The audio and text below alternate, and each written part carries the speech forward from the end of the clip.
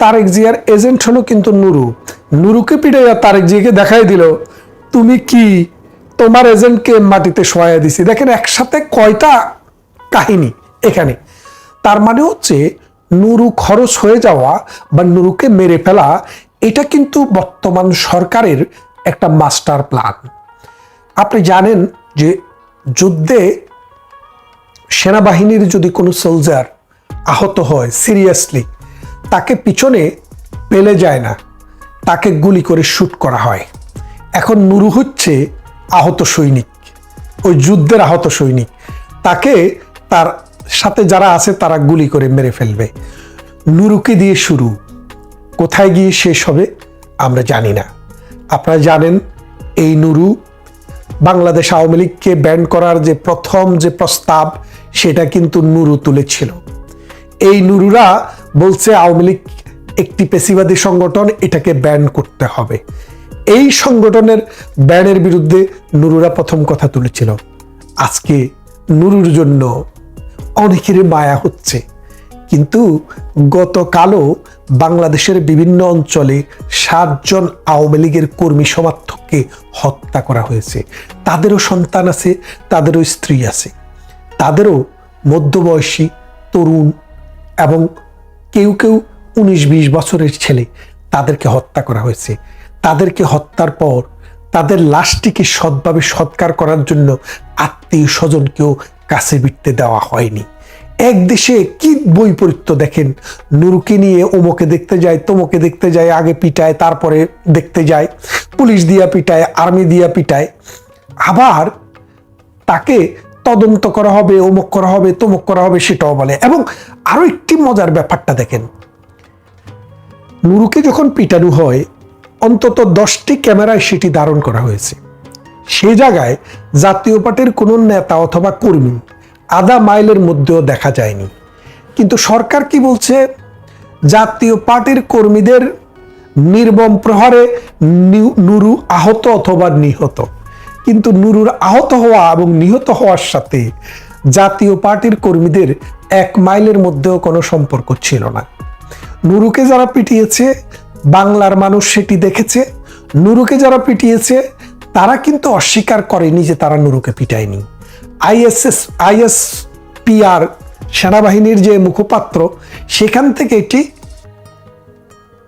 বিজ্ঞপ্তি দেওয়া হয়েছে। কালকে প্রথম আলোতে আমি দেখেছি, তারা বলেছে যে উন্মত্ত জনতাকে ঠান্ডা করার জন্য, উচ্ছৃঙ্খল জনতাকে বারবার বলার পরও তারা যখন নিবৃত হচ্ছিল না, তখন সেনাবাহিনী বল প্রয়োগ করতে বাধ্য হয়েছে। তার মানে সেনাবাহিনী বলছে তারা বল প্রয়োগ করে নুরুরে ফিটাইছে, আর সরকার বলছে কি যে একটা দুষ্কৃতিকারী বাহিনী, জাতীয় পার্টি, আওয়ামী লীগের দোসর এবং আওয়ামী লীগের লোকেরা নুরুরে পিটিয়েছে।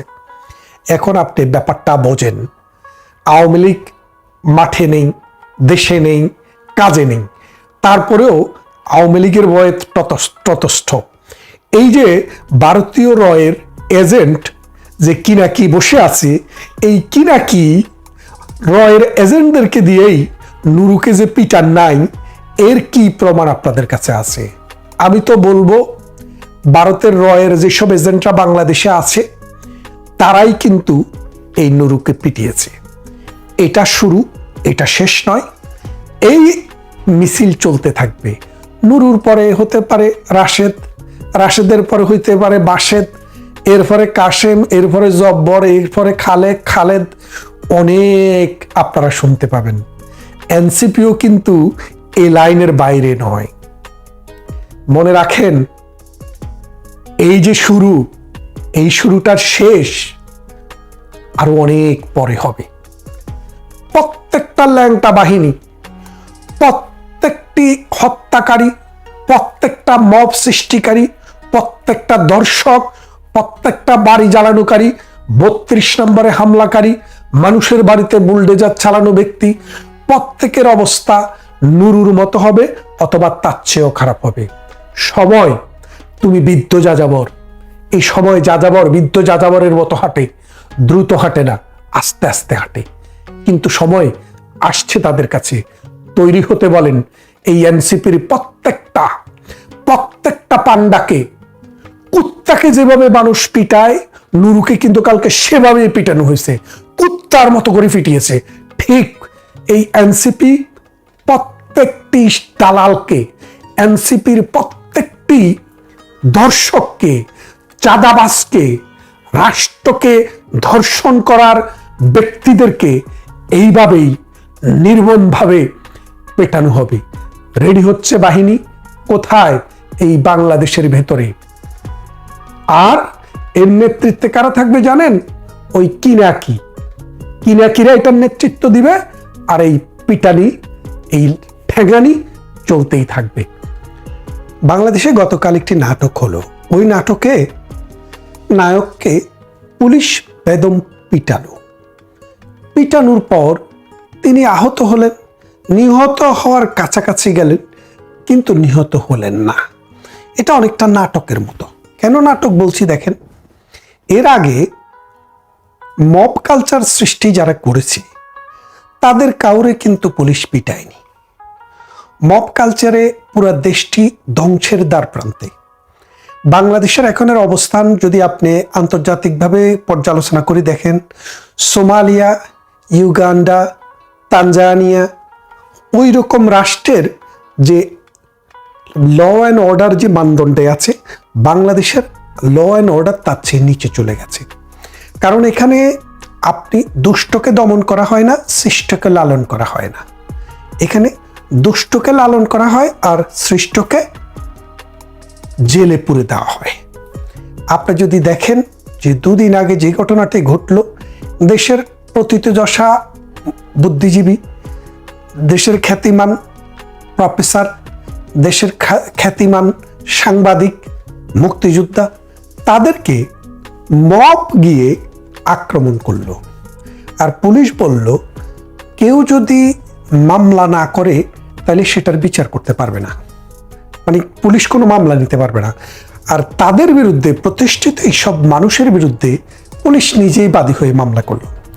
এই যে বুদ্ধিভিত্তিক বেশ্যাভিত্তি একটা দেশে সৃষ্টি হয়েছে, তার সূত্রপাত করেছিল এই নুরা পাগলা।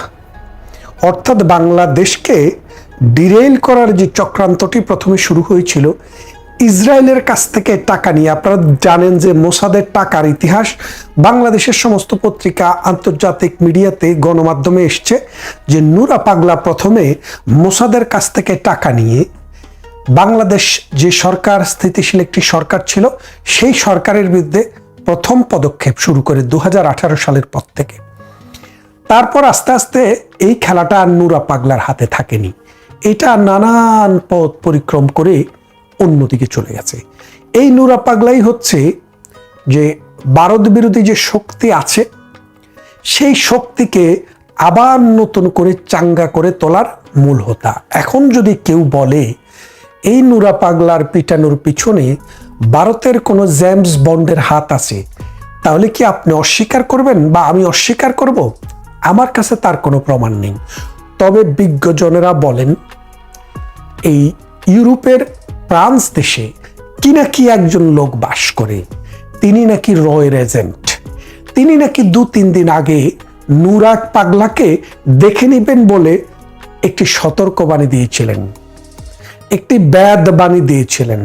তার সে বাণীটি ফলে গিয়েছে 3-4 দিনের মাথায়। এর কারণটা কি আপনারা বুঝতে কি কষ্ট হচ্ছে? যে সাপকে বলছে, মানে যিনি সাপ তিনি ওজা।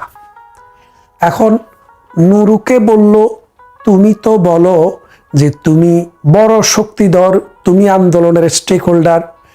আমার সোনার ছেলেরা তো যেখানে এখানে মব করছে, মব করে হয় মানুষ মারছে, আর যদি মব করে মানুষ না মারতে পারে অন্তত টাকার থলি নিয়ে চলে আসতেছে। তো এরকম সোনার ডিম পাড়া হাঁসদের সাথে তোমাকে আমি একসাথে দেখবো, এর কারণটা কি? এর তো কোনো কারণ থাকতে হবে। তো কারণ হিসেবে তোমাকে একটা অ্যাসাইনমেন্ট দিলাম। অ্যাসাইনমেন্টটা কি? যে জাতীয় পার্টির যে কার্যালয়টি ঢাকাতে আছে বিজয়নগরে, সেটি তোমাকে ভাঙতে হবে এবং সেখানে মব সৃষ্টি করতে হবে। জাতীয় পার্টির নেতাকর্মীদেরকে পিটিয়ে সেখান থেকে যদি বেরিয়ে আসতে পারো তাহলে তুমি পরীক্ষায় পাস। নুরু বললেন রাশেদ বললেন এটা তো কোনো ব্যাপারই না, 1-2 ব্যাপার।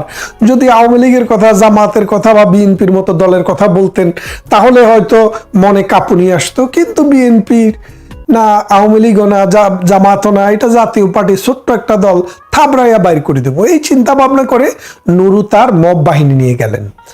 এদিকে দিয়ে আসিফ নজরুল সার সেনাবাহিনী এবং পুলিশকে বলল, দেখো আমরা এখন পরীক্ষা নিচ্ছি তোমাদের শক্তি বেশি না নুরুর মবের শক্তি বেশি।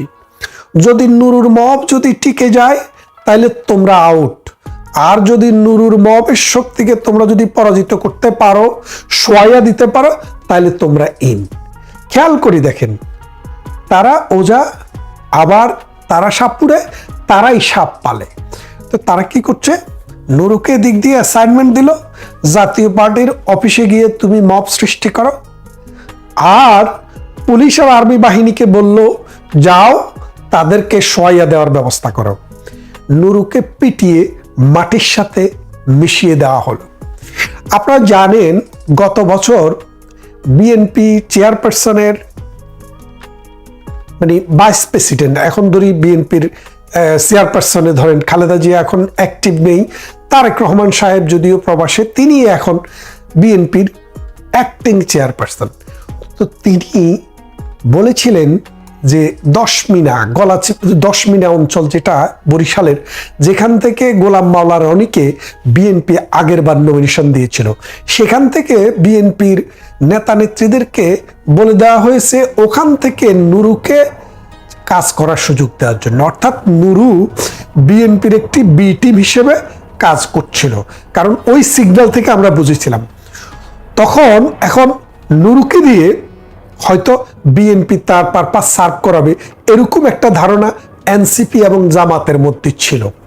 তো এখন সরকার যেটা আছে এটা মূলত এনসিপি এবং জামাতের সরকার। বিএনপির কিন্তু সেরকম শক্ত কোনো অবস্থান নেই, বিএনপিকে ভালোবাসে 2-4 জন লোক আছে, কিন্তু তারাও খুদকুড়ার লোভে তারাও কিন্তু তাদের প্রভু বিএনপির নাম ভুলে গেছে। তো নুরু এই পারপাসটা সার্ভ করছিল। এখন নুরুকে যদি পিটিয়ে দেওয়া না যায় তাহলে এনসিপি এবং জামাতের শ্রেষ্ঠত্ব কিভাবে প্রমাণ হবে? তারেক রহমানকে তো একটা ভয় দেখাতে হবে যে তোমার যে এজেন্ট তাকে পিটাইয়া আমরা তোমাকে মেসেজ দিলাম, তুমি যদি 800 তোমাকেও কিন্তু এভাবে পিটানো হবে। সেই জন্য নুরুকে পিটানোটা নানান দিক থেকে প্রয়োজন তাদের ছিল। কাদের? এই বর্তমানে যে অবৈধ ইউনূস সরকার আছে তাদের।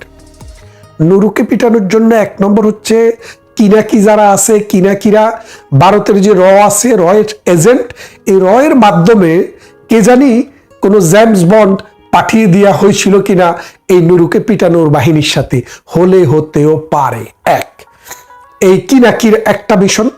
দ্বিতীয় হচ্ছে জামাত এবং এনসিপি, আসিফ নজরুল এবং ইউনূস গং চিন্তা করেছেন যে বিএনপি যদি মাঠে চলে আসে, তারেক জিয়া যদি মাঠে চলে আসে, সে যদি নেতৃত্ব দিয়ে পুরা বাংলাদেশে বিএনপিকে চাঙ্গা করে দিতে পারে, তাইলে তার যে মব বাহিনী এনসিপি, তার যে বাটপার সিটিং বাহিনী, এই যে হাসনাত, তারপরে সার্জিস, তারপরে ওই যে নোয়াখালীর দিনে দিনে বিল্ডিং তুলে ফেলছে যে ওটা, হান্নান মাসুদ, এই যে মব বাহিনী, এই মব বাহিনীর তো বেল শেষ। কারণ তাদের কথায় তখন আর পাবলিক মোবিলাইজ করবে না। সামনে নির্বাচন, বিএনপি যদি ক্ষমতায় আসে তাহলে তুলাধুলা করে ফেলবে। সেই জন্য চাচ্ছে যে বিএনপির নেতা জানে বাংলাদেশে আসতে না পারে। এই জন্য তার যে এজেন্ট গঠন করেছে, উদ্দেশ্য হলো মুক্তিযুদ্ধ বিরোধী কর্মকাণ্ড করে মুক্তিযুদ্ধের চেতনা, মুক্তিযুদ্ধের ইতিহাস এবং বঙ্গবন্ধু জাতির পিতা যার নেতৃত্বে আমরা যুদ্ধ করে দেশ স্বাধীন করেছি তার স্মৃতি, তার ইতিহাস সম্পূর্ণ মুছে ফেলা, এইটা ছিল তাদের লক্ষ্য এবং সেই লক্ষ্যে তারা কাজ করতেছে। গত সপ্তাহে যে 2টি ঘটনা ঘটলো সেগুলোর ওই একই উদ্দেশ্যেই, যে মুক্তিযোদ্ধাদের জাতির জনকে হেয় করা হয়েছে, তার বাড়ি ভাঙা হয়েছে, মুক্তিযোদ্ধাদের গায়ে হাত তোলা হয়েছে। এর আগে একজন মুক্তিযোদ্ধা যিনি প্রধান বিচারপতি ছিলেন, তার গলায় জুতার মালা পরা হয়েছে এবং তাকে জুতা দিয়ে তার গালে পিটানো হয়েছে। তো এইরকম মুক্তিযোদ্ধাদেরকে অপমান করার উদ্দেশ্যই হলো যে মুক্তিযোদ্ধাদের সম্মানকে মুছে ফেলা, ইতিহাস মুছে ফেলা, বাংলাদেশকে একটি মৌলবাদী রাষ্ট্রে প্রতিষ্ঠা করা। নিউ ইয়র্ক টাইমস লিখেছে যে ইউনূস ধর্মীয় মৌলবাদীদেরকে স্পন্সর করতেছে। তারা বাংলাদেশকে একটা তালিবানি রাষ্ট্র, আফগানিস্তানের মতো একটা রাষ্ট্র বানাইতে চায়, অথবা ইরানের মতো একটা ইসলামিক প্রজাতন্ত্র করতে চায়। এই লক্ষ্যে তারা কাজ করে যাচ্ছে এবং সেগুলোর এই যে সমস্ত ঘটনা অলমোস্ট প্রতিদিন ঘটছে তারই একটা অংশ। তো আমি প্রথমেই সাংবাদিক সম্মেলনে গোল টেবিল বৈঠকে যে ঘটনা ঘটছে এটা নিন্দা করার ভাষা আমার নেই, কারণ লতিফ সিদ্দিকী আমার রাজনৈতিক গুরু ছিল। উনি যখন ছাত্র নেতা ছিল, আমি তখন ঢাকা বিশ্ববিদ্যালয়ের ছাত্রলীগের কর্মী ছিলাম। তাকে এইভাবে অপমানিত হতে দেখে, লাঞ্ছিত হতে দেখে আমার দুঃখের সীমা নাই। আমি সারা রাত ঘুমাতে পারি নাই। এর সাথে অন্য যারা লাঞ্ছিত হয়েছেন তাদেরও আমি সমবেদনা প্রকাশ করছি, এই ঘটনার নিন্দা করছি। তো এখন আসি যে কেন এই ঘটনাগুলা ঘটছে, এর পিছনে ষড়যন্ত্র কি, এর পিছনে শানে নজর কি, সেগুলো পিন পয়েন্ট করে বলা খুব মুশকিল। কারণ এত কিছু ঘটনা ঘটছে, এতগুলো পার্টি স্টেক হোল্ডার আছে। তো আমেরিকার ইন্টারেস্ট সেখানে আছে, ভারতের ইন্টারেস্ট আছে, আমাদের বাংলাদেশের আওয়ামী লীগের ইন্টারেস্ট আছে, জনগণের ইন্টারেস্ট আছে। সবকিছু মিলে যদি আমরা ব্যাখ্যা করতে যাই, সেনাবাহিনীর আরেকটা স্টেক হোল্ডার। তো এইখানে সেনাবাহিনীর ভূমিকাটা অত্যন্ত গুরুত্বপূর্ণ। তারা কি চায় সেটা স্পষ্ট নয়। এক এক সময় তারা হুঙ্কার দেয় সেনাপ্রধান, আবার কতক্ষণ পরেই তারা নতজানু হয়ে চুপচাপ থাকে। এই সেনাবাহিনী যে কাজটা করেছে এটা জনগণের মাঝে স্পষ্ট হওয়া উচিত। সেটা কি? সেনাবাহিনীর দায়িত্ব হলো একটা শাসনতান্ত্রিক সরকারকে রক্ষা করা। 3 অগাস্টে তারা দরবারে হলে মিটিং করে বলল তারা সরকারকে রক্ষা করবে না, তারা জনগণের বিরুদ্ধে যাবে না। জনগণ কারা? তারা সন্ত্রাসী। তারা বিদেশি শক্তির কাছ থেকে টাকা পেয়ে তারা একটা সন্ত্রাসের আয়োজন করছে। সেই পরিস্থিতিতে সেনাবাহিনীর দায়িত্ব ছিল একটা লিগাল গভর্নমেন্টকে, শাসনতান্ত্রিক গভর্নমেন্টকে রক্ষা করা। তারা সেটা করলো না। তারপরে কি করলো? যে সমস্ত ঘটনা এখন আস্তে আস্তে বের হচ্ছে, সিকোয়েন্স ও ইভেন্ট যদি আমরা দেখি, প্রধানমন্ত্রী রিজাইন দেন নাই, তিনি বিদেশে যান নাই। তার আগের দিন 4 তারিখে সেনাপ্রধান বিএনপির সামরিক উপদেষ্টা, প্রতিরক্ষা উপদেষ্টা একজন মেজর জেনারেল আকবর, তাকে বলেছে যে বিরোধী দলের বিএনপি জামাত এদের সাথে যোগাযোগ করো, আমি আগামীকাল সরকার গঠন করব, তারা রাজি আছে কিনা। তো এটা তো একটা কু ছাড়া আর কিছু না। তারপরে বলেই বেড়াচ্ছে যে আমরা এই সরকারকে রক্ষা করব, সমর্থন করব। এই সরকারকে, এটা অবৈধ সরকার।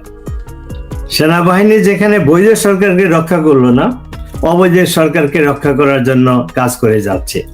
তো যে ঘটনাটা ঘটলো এটার বিভিন্ন সিনারিও হতে পারে, বিভিন্ন থিওরি হতে পারে। সেটা হলো যে এই সরকার চায় না বাংলাদেশে নির্বাচিত সরকার আসুক নির্বাচনের মাধ্যমে, অর্থাৎ অন্য কথায় তারা নির্বাচন দিতে চায় না। আর দ্বিতীয়টা হলো যে তারা ক্ষমতায় থাকবে, ইউনূস আজীবন ক্ষমতায় থাকবে, কোনোভাবেই ক্ষমতায় থাকবে না। এখন বিদেশিদের প্রেসারে যে নির্বাচনের কথা উঠছে, নির্বাচন দিতে বাধ্য হচ্ছে, সেটা যদি হয় তাহলে মোহাম্মদ আলী যে সিনারিওটা বললো, সেই নির্বাচনে যেন ইউনূসের সিলেক্টেড সরকার বা তাকে, সে যাকে চায় তাদেরকে জিতানো। প্রথম তারা ভেবেছিল স্টুডেন্টদেরকে ক্ষমতায় বসাবে, ন্যাশনাল সিটিজেন্স পার্টি, তাদের কোনো সমর্থন নাই। এখন ইউনূস ভর করেছে বিএনপির উপরে।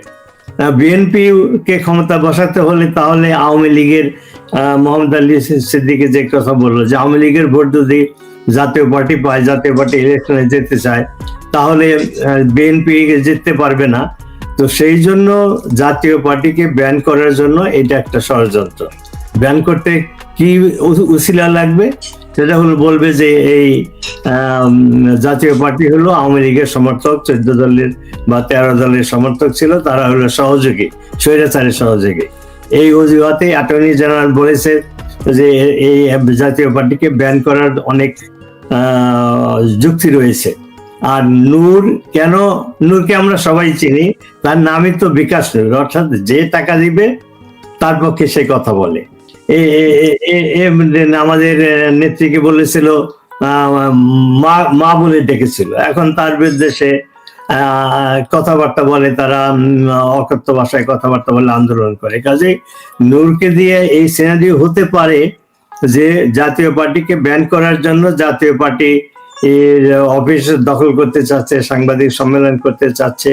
এটা একটা থিওরি হতে পারে যে জাতীয় পার্টি সহ 14 দলের কেউ যেন ইলেকশনে না আসতে পারে, আওয়ামী লীগের মতো তাদের ব্যান করতে পারে, এটা একটা উদ্দেশ্য হতে পারে। আরেকটা উদ্দেশ্য হলো তাই যে তারা ইলেকশন দিবেই না, যদিও আমেরিকার প্রেসারে বা বহির্বিশ্বের প্রেসারে বলছে ইলেকশন দিতে হবে, একটা ডেট ফিক্স করেছে ফেব্রুয়ারি মাসে, কিন্তু ইলেকশন না দেওয়ার জন্য এই যে ইন্টারনাল যে কনফিউশন, যেমন প্রেস ক্লাবের ওইখানে যে এরকম লতিফ সিদ্দিকী সহ সিনিয়র নেতৃবৃন্দকে অ্যারেস্ট করা হয়েছে, তাদেরকে অপমান করা হয়েছে, সেটার একটা কারণ হতে পারে। আর একটা হলো যে দেখাবে যে নূরের যে মারপিট হলো, দুই পক্ষে আহত হলো, এই একটা অজুহাত দিয়ে যে না দেশে ইলেকশন করার মতো অবস্থা নাই। গোপালগঞ্জে তারা ওই অজুহাত দিয়েছিল। তো আরো ষড়যন্ত্র করে, আরো পরিস্থিতি সৃষ্টি করে গৃহযুদ্ধ তারা বাড়াতে পারে। এবং আরেকটা সিনারি আমি সবসময় যেটা বলি, আন্তর্জাতিক যে সুপার পাওয়ারের যে কনফ্লিক্ট, যেটার একটা প্রক্সি ওয়ার বাংলাদেশে হতে পারে।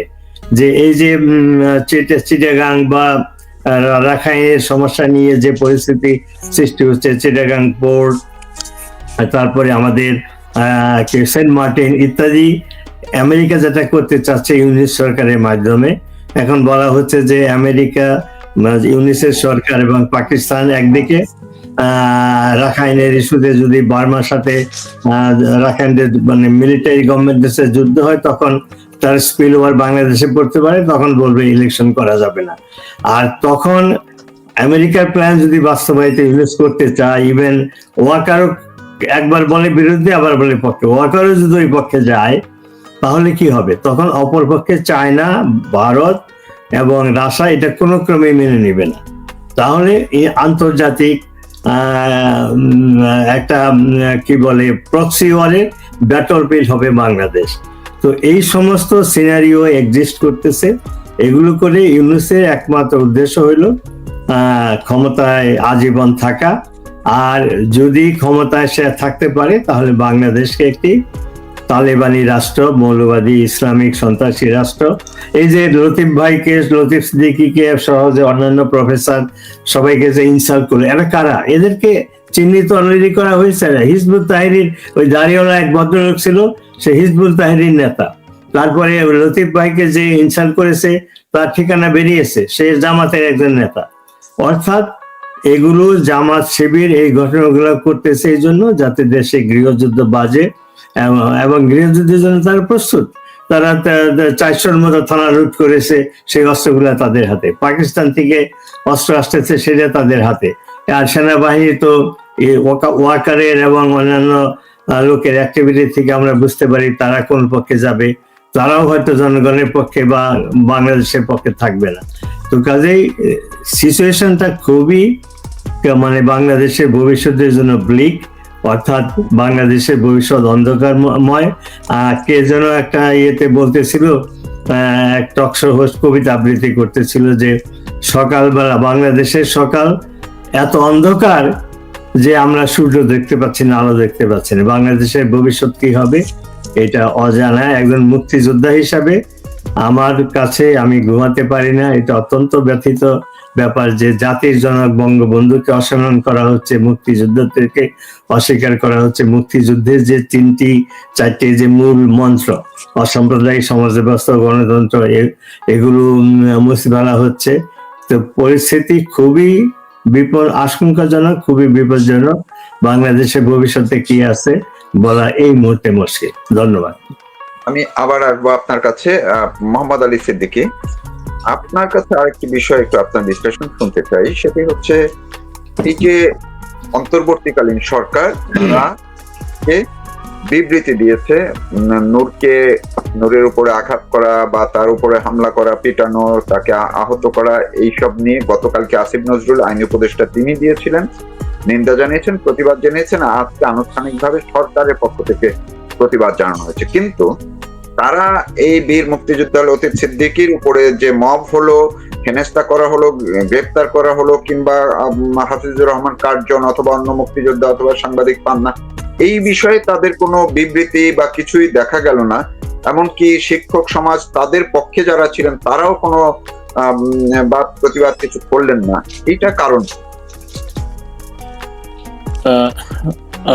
যে প্রসঙ্গের অবতারণা আপনি করলেন, প্রশ্নটা হচ্ছে যে ডক্টর নুরুন নবী উনি ব্যাখ্যা করেছেন যে এই সরকার আসলে কে। এটা ফরেন ইম্পোর্টেড, ইমপ্ল্যান্টেড একটি puppet government, no legitimacy, unconstitutional and occupational force. এবং তারা অকুপাই করেছে যে পাওয়ার, এবং তার যে সর্বশেষ একটা ভিত্তি তারা হাইকোর্টের থেকে, উচ্চ আদালত থেকে একটা রেফারেন্স নিয়ে প্রদর্শন করেছে, সেটাও ইতিমধ্যে প্রমাণিত হয়েছে এটা ভুয়া। কারণ চিফ জাস্টিস সহ অন্য বিচারপতি যারা ক্যান্টনমেন্টে অবস্থান করছিলেন, উনি কোনো হিয়ারিং করেন নাই, এবং তাদের সিগনেচার ছাড়া আইন মন্ত্রণালয় থেকে একটা কাগজ তৈরি করে সেটা দিয়ে তাদেরকে শপথ করানো হয়েছে। যেখানে একটা দেশে কনস্টিটিউশন ভ্যালিড রয়েছে, এবং তার অন্যতম একজন উপদেষ্টা যিনি আমেরিকা থেকে গেছেন, আলী রিয়াজ, তিনি নিজে স্বীকার করছেন যে আমরা কনস্টিটিউশন ভায়োলেশন করে এখানে আসি, সরকারে আসি, কাজ করতেছি। তো এই অবৈধ মানে অনির্বাচিত দখলদার সরকারের কাছে আপনি আইনের শাসন প্রত্যাশা করাটা, এটা কোনোভাবেই হয়তো আমরা করতে পারি না। সে কারণেই তারা ওয়ান আইড, মানে এক চক্ষু তাদের অন্ধ। তো সে কারণে আপনি যে কথাটা বললেন যে নূরের উপরে হামলা হয়েছে, এই সারা দেশে হাজার হাজার এই ধরনের মব ভায়োলেন্স তারা করেছে। তারা জাতির পিতা বঙ্গবন্ধু মুজিবের সেই ঐতিহাসিক 32 নম্বরের যে বাড়ি, সেটা বাড়ি না, সেটা বঙ্গবন্ধু মেমোরিয়াল ট্রাস্ট সরকারকে দান করে দেওয়া হয়েছে। সেই ট্রাস্ট তারা গুড়িয়ে দিয়েছে 2 দিন ব্যাপী বুলডোজার নিয়ে দিয়ে। সেখানে তারা কোনো সরকারের বিবৃতি বা সেটা রক্ষার জন্য সেনাবাহিনী, পুলিশকে এগিয়ে আসে নাই। এবং সুধা সদন, যেটা মাননীয় প্রধানমন্ত্রীর স্বামীর তৈরি করা নিজস্ব একটি বাসভবন, সেই বাসভবনকে ওইভাবে গুড়িয়ে দেওয়া হয়েছে, লুটপাট করে অগ্নিসংযোগ করা হয়েছে। সারা দেশে এরকম শত শত স্থাপনা তারা ধ্বংস করেছে। তো সেই জায়গায় আমরা যদি প্রত্যাশা করি যে ডিআরইউতে যে গোলটেবিল বৈঠক ছিল, সেইখানে বীর মুক্তিযোদ্ধা আব্দুল লতিফ সিদ্দিকী সহ অন্যান্য বরেণ্য শিক্ষক, বুদ্ধিজীবী, সাংবাদিক বৃন্দ যারা হেনস্থ হয়েছেন, শারীরিকভাবে নিগৃহীত হয়েছেন, এবং তাদেরকে হাত করা পরে অত্যন্ত নিন্দনীয় যে তাদের পিছনে পিঠমুড়া করে সেখানে হ্যান্ডকাপ পরিয়ে তাদেরকে আদালতে তোলা হয়েছে। আমার কাছে ওই সময় মনে হয়েছে যে ডক্টর মোহাম্মদ ইউনূস, তার বিরুদ্ধে যখন অসংখ্য মামলা উনি আদালতে হাজিরা দিতেন, বিভিন্ন গল্প মানুষের মানে কি বলে সিম্প্যাথি অর্জনের জন্য উনি বলতেন, তুলে ধরতেন। কিন্তু তখন কিন্তু উনি একজন মানে ক্রিমিনালি কনভিক্টেড ফেলন, তার হাতেও কিন্তু হাত করা পরানো হয়নি, তাকে কোথাও অসম্মান করা হয়নি।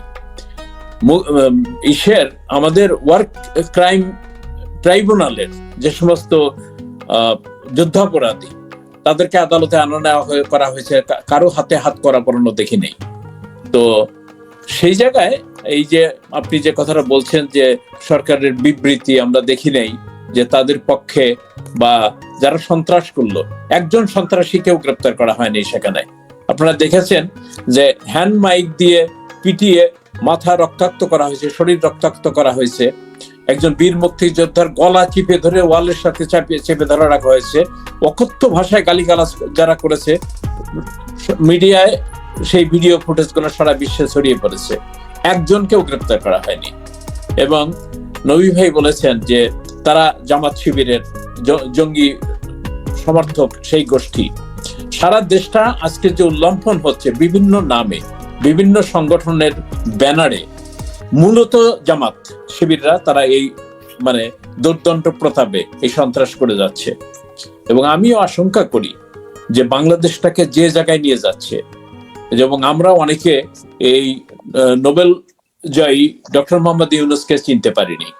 অনেকে বলেন যে ওনার বয়স হয়েছিল তখন 31-32 বছর বয়স, যখন মুক্তিযুদ্ধ সংগঠিত হয়েছে, উনি কেন মুক্তিযুদ্ধে যাননি? কিন্তু ওনার অন্তর্নিহিত কারণ পিছনে খুঁজে বের করা গেছে যে মুক্তিযুদ্ধে তো যাননি, উনি জীবদ্দশায় কোনোদিন আমাদের জাতীয় স্মৃতিসৌধ, আমাদের শহীদ মিনার বা জাতীয় যে মানে দিবসগুলা মুক্তিযুদ্ধের মাধ্যমে অর্জিত, সে কোনো দিবসে উনি কোনো কোথাও শ্রদ্ধা জানাতে যাননি। আরেকটা বিষয়, সম্প্রতি একটু গবেষণা করতে গিয়ে যে বের করেছি, সেটা দেখেছি যে আমেরিকাতে মুসলিম সম্প্রদায়ের কিছু সংগঠন আছে। তার মধ্যে অন্যতম একটি সংগঠনের নাম ICNA, Islamic Conference of North America, আর একটা আছে MUNA, Muslim Ummah of North America. এই ইকনা প্রতি বছর তারা একটা করে কনভেনশন করে, 8,000-10,000 লোক নিয়ে পরিবার পরিজন সহ তারা কনভেনশন করে 3 দিন ব্যাপী। আমি একটি গবেষণা পত্রে সেখানে দেখলাম এই ইকনায় যুক্তরাষ্ট্রের মেরিল্যান্ডে একটি কনভেনশনে সেখানে স্পন্সর করেছেন ডক্টর মোহাম্মদ ইউনূস গ্রামীণ ব্যাংকের পক্ষ থেকে, এবং তিনি মানে one of the largest donor that convention. The following year উনি টেক্সাসের ডালাসে এই ইকনার আরেকটা কনভেনশনে উনি মেইন স্পন্সর মানে সেখানে, এবং তাকে পোর্ট্রেট করা হয়েছে সেখানে যে উনি দি প্যাট্রন অফ দি দাওয়া অ্যান্ড হিকমা, দাওয়া অ্যান্ড হিকমা। আমি খুব আশ্চর্য হয়ে গেলাম যে গ্রামীণ আমেরিকার তরফ থেকে ডক্টর মোহাম্মদ ইউনূসের ফান্ডিং এই 8,000-10,000 মানুষের 3 দিন ব্যাপী যে একটা ইভেন্ট, সেই ইভেন্টের খরচ জোগাড় করতেছেন উনি, এবং সেখানে জামাতে ইসলামী তার হচ্ছে মেইন অর্গানাইজার এই সংগঠনের, এবং উনি দীর্ঘদিন ধরে দেশে এবং বিদেশে এই জামাতে ইসলামীকে ভিতরে ফাইন্যান্সিং করে আসতেছেন। তো সেই লোক ডিপ স্টেটের যে ফাইন্যান্সিং, যেখানে $50 মিলিয়ন বাংলাদেশে সরকার পরিবর্তনের জন্য ব্যবহৃত হয়েছে, যেটা আমেরিকার প্রেসিডেন্ট প্রকাশ্যে তার বক্তৃতায় বলেছেন। এছাড়া ইউএসএআইডি এবং জর্জ সরোসের মাধ্যমে গ্রামীণ ফাউন্ডেশনে ডক্টর মোহাম্মদ ইউনূস $162.4 মিলিয়ন উনি পেয়েছেন, এবং সেটা গ্রামীণ ফাউন্ডেশন নামে একটি তহবিলে সেখানে গেছে। এবং উনি এই টাকাগুলো কোথায় খরচ করেন, কোথায় দেন, ওনার একটা টেকনিক আছে যে উনি সোশ্যাল বিজনেস এই নাম দিয়ে এধারকে মাল ওধারকে নিয়ে যায়, ওধারকা মাল সেধারকে নিয়ে যায়, এবং একসময় তার ওই অরিজিনাল ক্যাপিটালের ফান্ড আর দেখা যায় না। সেই টাকা উনি মানি লন্ডারিং করে দেশে এবং বিদেশে বিভিন্ন জায়গায় উনি পাঠিয়েছেন। এই ধরনের জঙ্গিবাদে উৎসাহী এবং বাংলাদেশের মুক্তিযুদ্ধের চেতনা বিরোধী একজন লোক, যিনি এই ফাইন্যান্সিং করেছেন, এবং ওনার গত বছর নিউ ইয়র্কের ইউএনজিএতে যোগদানের সময় স্থানীয় এক সাংবাদিকের ভয়েস অফ আমেরিকার সাথে সাক্ষাৎকারে উনি বলেছেন যে মুক্তিযুদ্ধের বিষয় নিয়ে যখন প্রশ্ন করা হয়েছে, উনি বলেছেন রিসেট বাটনে ওটা সব ডিলিট করে দিয়েছেন, উনি রিসেট বাটন চাপ দিয়ে ডিলিট করে দিয়েছেন। সুতরাং মুক্তিযুদ্ধ বলতে এবং জাতির যে শৌর্য বীর্যের যে একটি ইতিহাস বাঙালি, এবং সে বাঙালির মহানায়ক জাতির পিতা বঙ্গবন্ধু শেখ মুজিব, তার নাম নিশানা সহ মুক্তিযুদ্ধের সমস্ত স্থাপনা উনি ধ্বংস করে দিচ্ছেন, এবং সমস্ত পরিকল্পনা হচ্ছে তার। যে শব্দ উনি ব্যবহার করেছেন যে অ্যামেজিং মেটিকুলাস ডিজাইন, সেই অ্যামেজিং মেটিকুলাস ডিজাইন উনি এই সারা বিশ্বে চড়াইয়ে বাংলাদেশের রক্ত শোষা বা সুদখোর এই গরিব মানুষের অর্থ শোষণ করে নিয়ে বিদেশি ডোনারদের যে দেওয়া টাকা সহ উনি সারা বিশ্বে এই জঙ্গিবাদের বপন করতেছেন। আসলে মাইক্রো ক্রেডিটের আড়ালে এই সন্ত্রাসী, এবং অরিজিনালি তার পরিচয় তিনি একজন রোহিঙ্গা ওপার থেকে আসা রোহিঙ্গা, তার বংশ পরিচয়, যিনি নিজে কোনোদিন ধর্মকর্ম পালন করতে কেউ কোনোদিন দেখে নাই। ইদানিং সে ভুলভাল করে নামাজ পড়ার অভিনয় করতেছেন, মাথায় টুপি দিচ্ছেন। তো এই জঙ্গি বাংলাদেশটাকে মানে একটা জঙ্গিবাদের অভয়ারণ্য তৈরি করছেন। এবং সেই অভয়ারণ্যের ক্ষেত্রে সম্প্রতি উনি যুক্তরাষ্ট্রের সঙ্গে যে নন ডিসক্লোজার এগ্রিমেন্ট করেছেন, 15 পৃষ্ঠার সেই দলিল প্রকাশিত হয়েছে।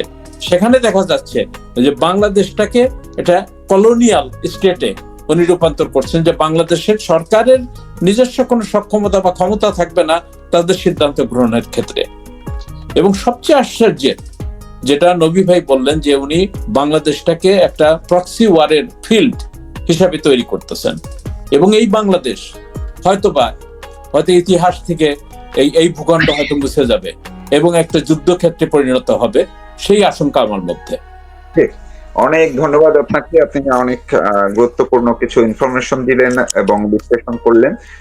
ডক্টর নুরুন নবী, আমি আরেকটি বিষয় আপনার কাছে একটু জানতে চাই, আপনার পর্যবেক্ষণ এবং বিশ্লেষণ। আমরা দেখলাম গতকালকে যখন জাতীয় পার্টি এবং নূরের দলের মধ্যে সংঘাত হলো, সেখানে সেনাবাহিনীর অ্যাকশন আমরা দেখলাম। এর পর রাতে, গভীর রাতে বৈষম্য বিরোধী আন্দোলন বা ছাত্র আন্দোলন যাই বলি, তারা 24 ঘন্টার মধ্যে সেনা প্রধানের পদত্যাগ দাবি করলেন এবং এমনকি তারা স্বরাষ্ট্র উপদেষ্টা পদত্যাগ দাবি করেছেন। তা না হলে তারা অন্তর্বর্তীকালীন পুরো সরকারকে এই পদত্যাগ করিয়ে ছাড়বেন, এরকম একটা হুমকি দিয়েছেন।